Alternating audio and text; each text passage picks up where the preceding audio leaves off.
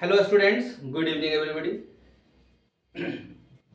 अभी जो हम बात आपसे डिस्कस करने जा रहे हैं वो जनरल कॉम्पिटिशन्स में आप कुछ भी माने व्हाटएवर जो कुछ भी मतलब आप किसी भी चीज़ का तैयारी कर रहे हो, आपको इंग्लिश में कैटेगराइज नहीं करना है कि हमको एसएससी का ये एमटीएस का करना है तो सीएचएसएल का करना है ना, या सीजीएल का करना है ना। इस तरह से पार्ट बाय पार्ट करके इंग्लिश को नहीं पढ़ना है। आपको बस इतना दिमाग में रखना है कि आपको इंग्लिश सुधारना है और पेशेंस रख के आपको पढ़ना है।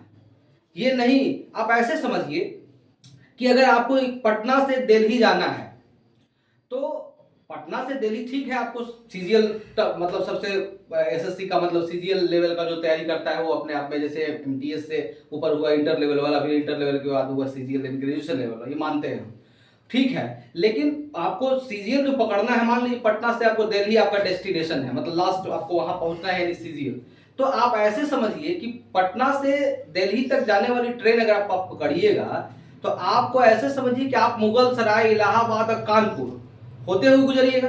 तो मान लीजिए जो एमटीएस का तैयारी करता है वो इलाहाबाद में ही उतर जाएगा, आज जो इंटर स्तरीय वाला जो तैयारी कर रहा होगा वो कानपुर में उतरेगा, और जो सीजीएल का तैयारी करेगा वो लास्ट में वहां उतरेगा। लेकिन ट्रेन तो वही है, ट्रेन तो वही है।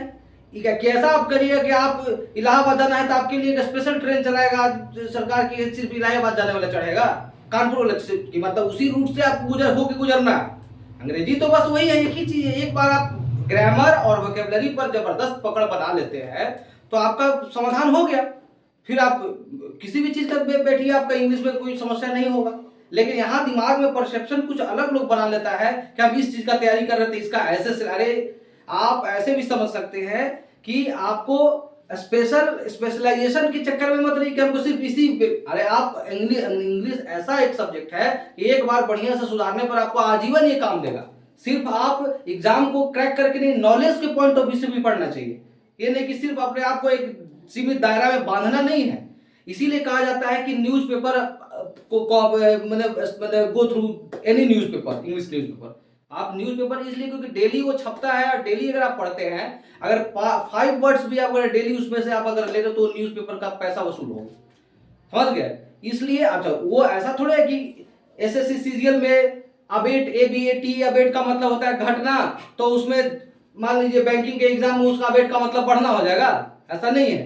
तो इसलिए आप एक और एग्जांपल देते हैं कि अगर आप जूस पीते हैं तो आपका एक ही हाथ मोटा होगा कि दोनों हाथ मोटा होगा, ये बताइए।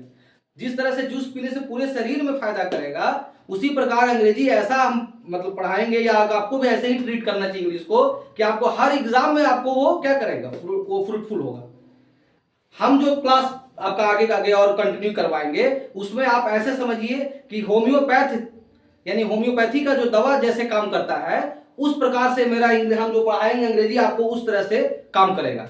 हाँ, टाइम लगेगा, it will take time, but आपका जो समस्या है अंग्रेजी का वो जड़ से खत्म होगा, है ना। ये किसी के बहकावे में नहीं आना है कि हम 3 महीना में आपका सिलेबस पूरा कर देंगे तो ये कर देंगे। क्या 3 महीना के सिलेबस खाली पूरा करने से नौकरी लेने वाला थोड़े ले रहा, नहीं। और उसका सेल्फ स्टडी उसमें मायने रखता है।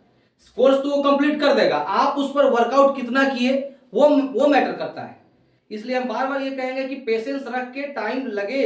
आपका मेहनत तो डिपेंड करता ही है, it depends on your work, it depends on your labour, या आपके लेबर पर निर्भर करता है कि आप कितना जल्दी आप टेकअप करते हैं। लेकिन आप पेशेंस रख के ऐसा तैयारी कीजिए। हाँ, सबसे ज्यादा ग्रामर से भी कहीं बढ़ के आपको वोकैबुलरी पर फोकस करना पड़ेगा। इसीलिए टाइम्स ऑफ इंडिया हो या हिंदुस्तान टाइम्स हो या द हिंदू हो, कोई भी इंग्लिश न्यूज़पेपर, अगर बिगिनर है तो आप हिंदुस्तान टाइम्स से शुरू कर सकते हैं, लेकिन newspaper you will have to go through any newspaper of English.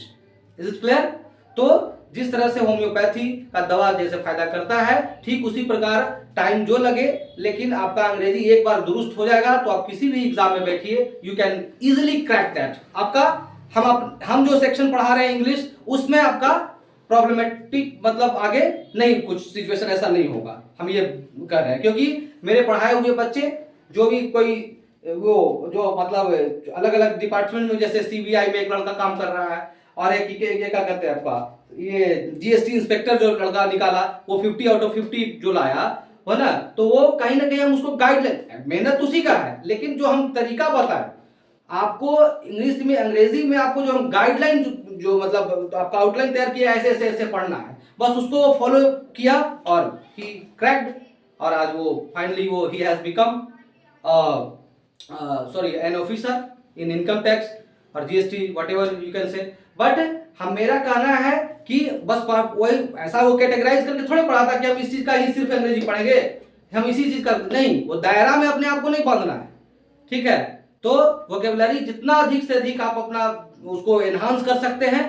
और ग्रामर का तो जैसे देखिए, ग्रामर और वोकेबलरी में तालमेल, एक चीज और हम बताना चाहेंगे कि ग्रामर को हम क्यों थोड़ा सा, जैसे हम बोले थे कि 100% अगर इंग्लिश को ये किया जाए तो हम 60% वोकेबलरी पर फोकस करवाते हैं और 40% ग्रामर पर। इसका कारण है, इसका कारण यही है कि आप कोई भी ग्रामर का किताब उठा लीजिए और ग्रामर की किताब में आप देखिए कि 15 टॉपिक, 20 टॉपिक, 25 टॉपिक, 30 टॉपिक, है ना। ग्रामर का आप मान हम 40 या 50 भी है, अधिक से अधिक 50 टॉपिक मान लीजिए। कोई अगर ग्रामर का कंपटीशन का भी कोई बुक लिखा होगा, या कोई टेक्स्ट बुक आरपी सिन्हा का हो या केपी ठाकुर का हो, या और भी जो कोचिंग वाले जो बुक तैयार करते हैं, तो उसमें जो कंटेंट्स जो होता है या उसका इंट्रोडक्शन वाला आगे पेज में क्या क्या अंदर में टॉप उस किताब में कौन कौन सा ग्रामर का टॉपिक दिया गया है, उसमें 20, 25, 30, 50 तक, मतलब एटमोस्ट अधिक से अधिक 50 टॉपिक मान रहे हैं। तो 50 टॉपिक में अगर 20 टॉपिक को ढंग से पढ़ा दिया जाए तो grammar that will be enough for you.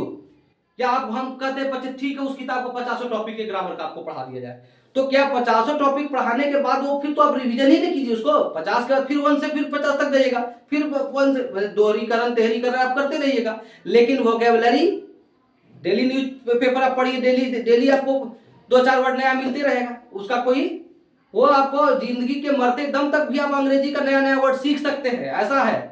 इसलिए उसका कोई फिक्स बाउंड्री नहीं है, सर्किल नहीं है कि हाँ इतना ही में से आपको आएगा। कहीं कोई लिखा है कि हाँ सिनोनिम एंटोनिम्स जो आता है एग्जाम्स में, वो बस यही एक किताब रट लीजिए सिनोनिम एंटोनिम्स का और वो आपका हो जाएगा समाधान, नहीं। फिर उसके बावजूद भी आप एक किताब सिनोनिम एंटोनिम का रट भी जाइएगा, उसके बाद भी you will face some new words in your exams. जो हम समझाना चाह रहे, समझ गए कि ग्रामर का टॉपिक एक मतलब लिमिटेड है, उसको आप एक बार वंस यू फिनिश तो you will repeat those topics, है ना। आप उसको दोहराइएगा, रिवीजन कीजिएगा, यू विल डू रिवीजन, है ना। लेकिन वोकेबलरी का आपका वो just you should keep enhancing your vocabularies, है ना। इसीलिए हम बोलते हैं 100% में 60% फोकस करना है ग्रामर, सॉरी इस पर वोकेबलरी पर, और 40% ही फोकस करना है ग्रामर पर। और इसी स्ट्रेटेजी को अपनाते हुए आप लोग जनरल कंपटीशन का कोई भी एग्जाम में आप फाइनली सफल हो सकते हैं विथ बेस्ट विशेष, है ना। ठीक है, थैंक यू फॉर